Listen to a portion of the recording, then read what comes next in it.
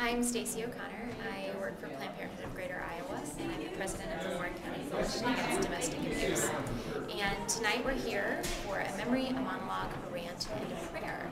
And we will be seeing some staged readings that are part of the V-Day campaign, the Violence Against Women program that was started by Eve Ensler of the Vagina Monologues.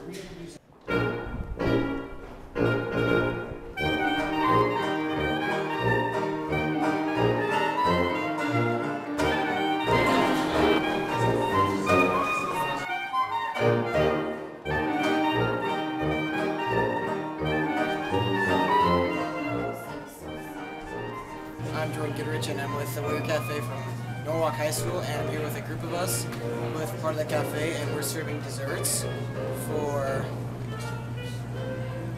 I don't know what we're here for. Domestic abuse. Memory, a monologue, a rant, and a prayer is a groundbreaking collection of monologues by world-renowned authors and playwrights, edited by Eve Ensler and Molly Doyle, and commissioned for V-Day, for the first V-Day Until the Violence Stops festival, which took place in June 2006 in New York City. These writings are inspired, funny, angry and heartfelt, tragic and beautiful. Together they create a true and profound portrait of how violence against women affects every one of us. The counselor divided us into two teams. It wasn't really soccer, just a pack of kids chasing around a ball screaming. Near the end of that day's session, I fell and scraped my knee. Blood gushed down my shin, and everyone stopped playing because my giant flap of skin, hanging on a piece of jagged cement, was better than any leather ball. One boy even dared a girl to touch it. But the counselor sent everyone else off to the pool and took me to see the nurse. She wasn't there, so he did my knee up himself. The next day, the counselor had the group circle up and invited me to join him in the center. He asked how my knee was. I told him it was fine. He asked me how I was going to thank him for fixing it. I said I didn't know. He said, "Young lady, don't you know your please and thank yous?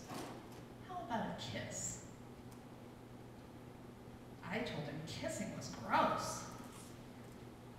He laughed and then asked the group if they thought he deserved a kiss.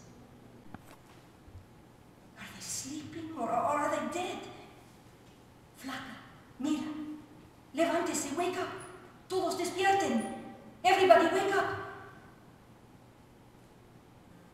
They won't wake up. We come from the same village, Flaca, Mira, and my husband Julio.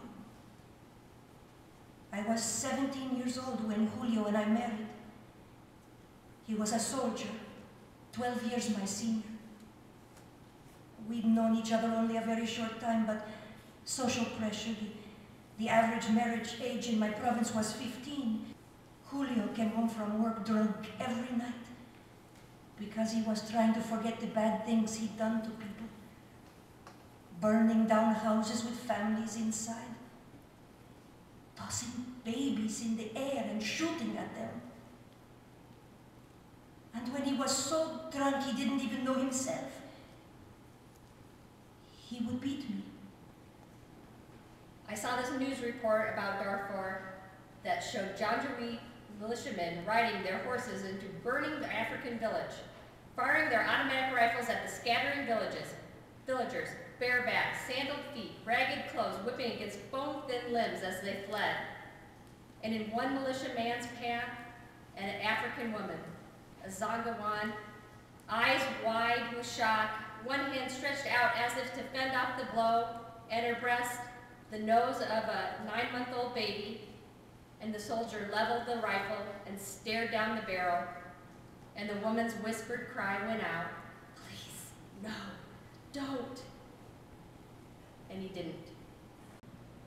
We cannot abide by the violence one miserable person lets loose on another.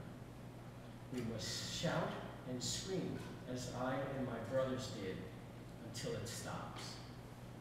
At the same time, we must think of the more profound job ahead, to change the conditions of life that human beings that are driven to violence, men against women, and indeed all violence of one frustrated, angry person against another, one angry, aggrieved people against another. Women live at the core of the heart. They hold the future in their bodies. If their bodies are destroyed, deadened, muted, and traumatized, so is our future.